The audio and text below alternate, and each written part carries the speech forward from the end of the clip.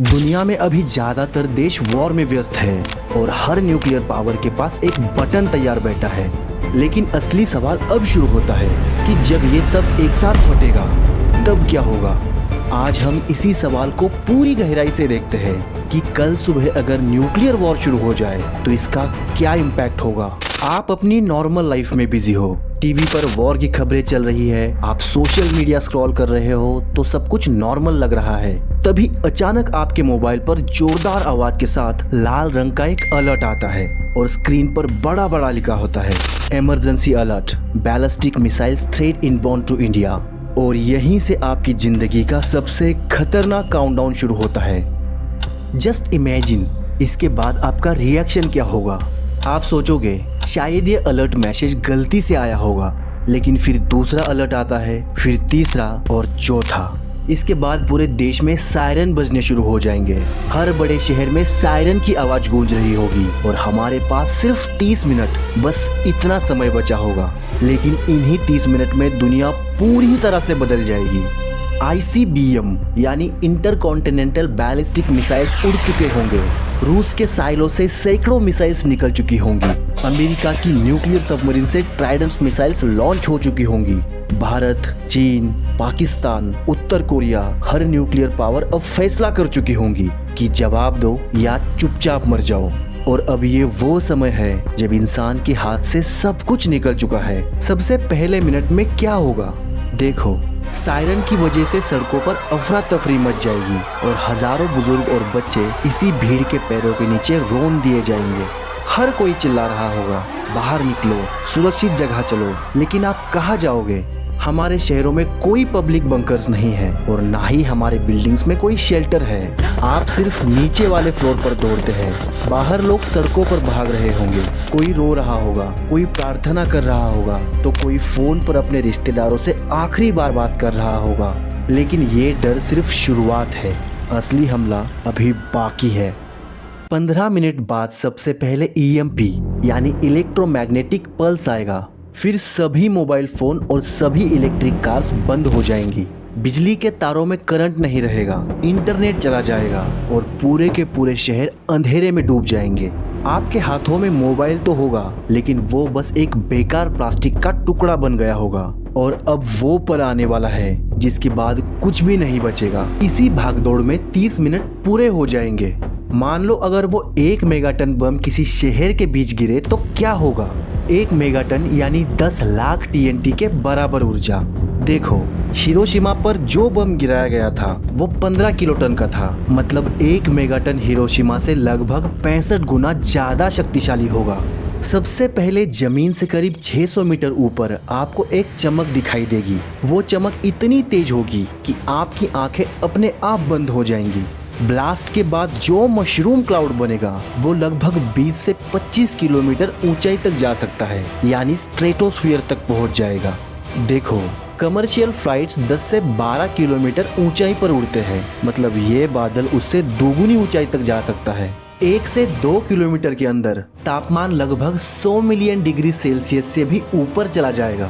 सूर्य की सतह का तापमान लगभग 6000 डिग्री सेल्सियस होता है। ये इससे भी 9 से 10 गुना ज्यादा होगा, जिससे हर इंसान, हर इमारत, हर गाड़ी और हर पेड़ पिघल जाएगा। यहाँ तक कि ये इंसान की हड्डियां भी राख कर देगा। 1 से 5 किलोमीटर तक आग की लहरें फैल जाएंगी। लोग जिंदा जलते हुए भागते दिखेंगे। उनकी स्किन झुलस चुकी होगी, आंखें अंधी हो गई होंगी, कान से, नाक से और मुंह से खून निकल रहा होगा और शरीर में इतनी जलन होगी कि वो इंसान सह नहीं पाएगा।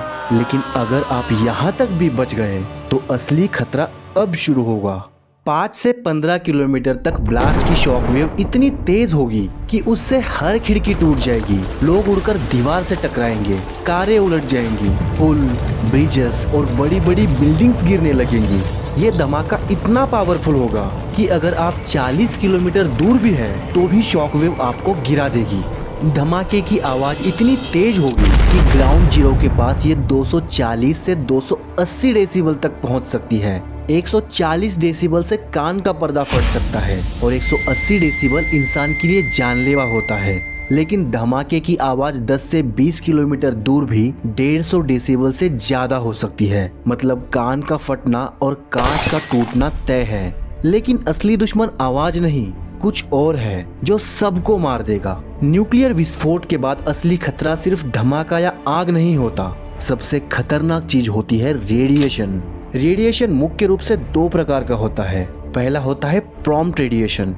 ये विस्फोट के पहले कुछ सेकंड में निकलता है और बेहद घातक होता है। आमतौर पर ये 1 से 3 किलोमीटर के दायरे में मौजूद लोगों के लिए जानलेवा होता है। इस एरिया में रहने वाले लोग अगर तुरंत ना भी मरे तो कुछ दिनों या हफ्तों में रेडिएशन बीमारी से उनकी मृत्यु हो जाएगी और इसके बाद पूरा देश जहर में बदल जाएगा।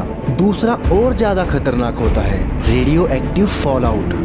जब न्यूक्लियर बम फटता है तो जमीन, इमारतें और धूल हवा में उड़कर रेडियो एक्टिव हो जाती है।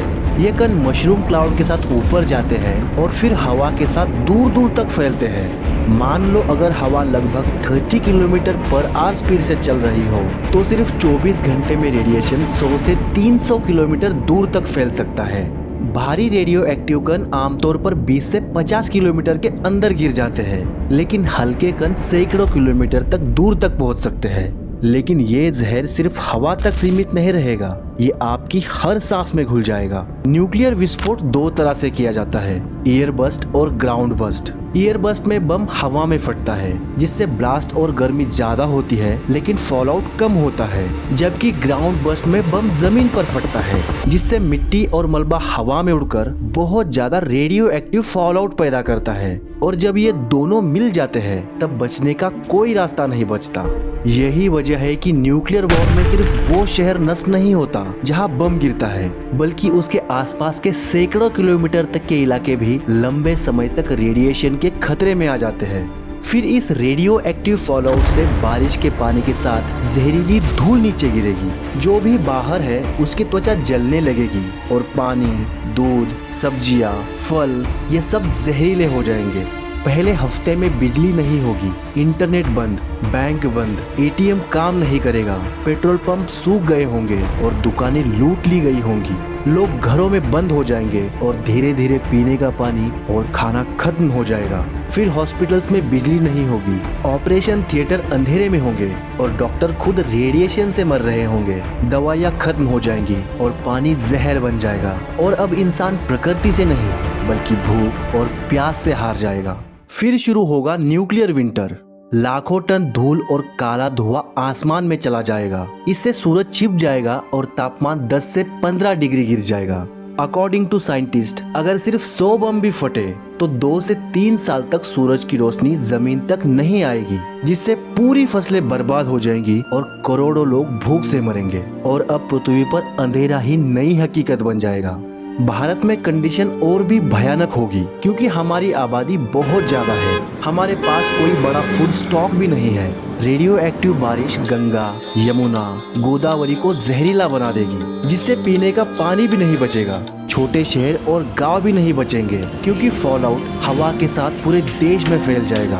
न्यूक्लियर विंटर का मतलब सिर्फ ठंड नहीं है। जब लाखों टन कार्बन और धूल आसमान में जाएगी तो सूरज की किरणें पृथ्वी तक नहीं पहुंच पाएंगी, जिससे तापमान गिरने लगेगा और समुद्र जमने लगेंगे। 1980 के दशक में कार्ल सागन और दूसरे वैज्ञानिकों ने ये मॉडल बनाया था। उन्होंने कहा था अगर अमेरिका और सोवियत संघ के बीच पूरा न्यूक्लियर वॉर हुआ तो पृथ्वी पर से 90% से ज्यादा जीवन खत्म हो जाएगा। और आज 2026 में भी यही खतरा है। सिर्फ एक छोटी सी गलती और पूरा खेल खत्म। और अब ये सिर्फ थ्योरी नहीं बल्कि हकीकत बनने के बिल्कुल करीब है। इसमें कुछ लोग बच भी सकते हैं, जो लोग पहले से बंकर में हैं, जो लोग हिमालय या सह्याद्री की गुफाओं में चले गए, जो लोग 2 से 3 साल तक अंधेरे में रेडियो एक्टिव धूल से बचकर गुजार सकते हैं, वो बच जाएंगे। लेकिन ज्यादातर लोग नहीं बचेंगे।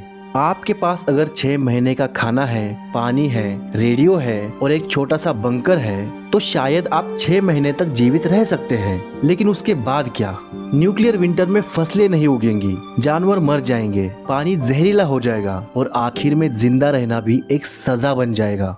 जे रॉबर्ट ओपेनहाइमर एक अमेरिकन फिजिस्ट थे जिन्हें father of the atomic bomb कहा जाता है।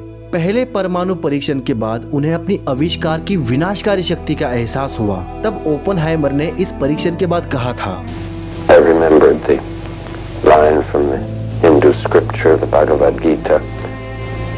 Now I am become death, the destroyer of worlds. इसके बाद उन्होंने न्यूक्लियर हथियारों के खिलाफ चेतावनी देना शुरू कर दिया और फिर उन्होंने जीवन भर के लिए कहा, Few people laughed, few people cried, most people were silent. कि हमने एक ऐसा हथियार बना दिया है जो पूरी सभ्यता को मिटा सकता है। आज हम उसी मृत्यु के किनारे खड़े हैं। ये कहानी यहाँ खत्म नहीं होती, ये कहानी सिर्फ शुरू होती है और शायद ये शुरुआत ही इंसानियत का अंत साबित हो सकती है।